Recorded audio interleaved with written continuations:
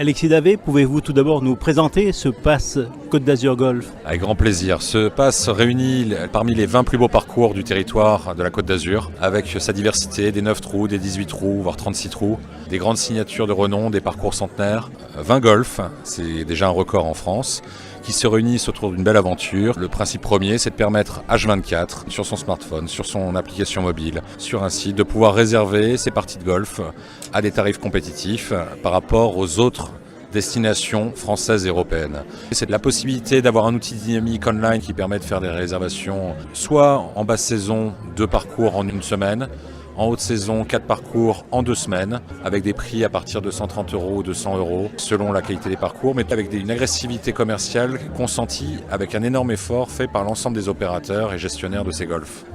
À l'heure d'Internet, c'est un outil qui manquait à l'offre golfique de la Côte d'Azur. Tout à fait, pas seulement, même à travers la France ou l'Europe. Aujourd'hui, 2 tiers des consommateurs qui jouent au golf et qui font des séjours golfiques depuis 2016, en tout cas les derniers chiffres, 63% d'entre eux confectionnaient leur séjour sur Internet. Au même titre qu'on prend de l'aérien, on fait des comparatifs aussi sur l'hôtellerie, du Airbnb. De la même façon, on inclut sa voiture et maintenant son pass de golf. C'est aussi la voie de demain.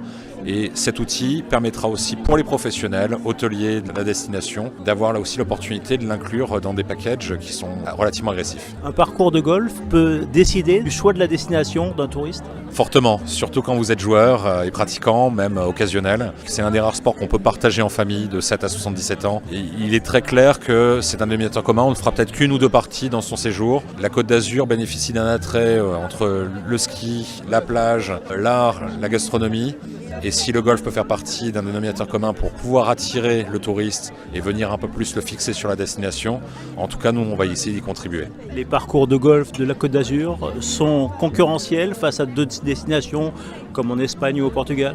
Comme vous citez, oui, en Espagne et Portugal ce sont les premiers marchés au niveau du tourisme golfique, une forte agressivité tarifaire, sans raisonner que par prix, il faut aussi de la qualité.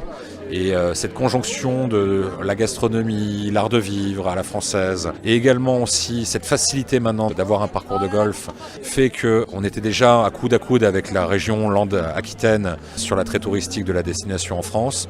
Et on espère à l'horizon de la Ryder Cup dans un an devenir la destination numéro 1. Et on y travaille.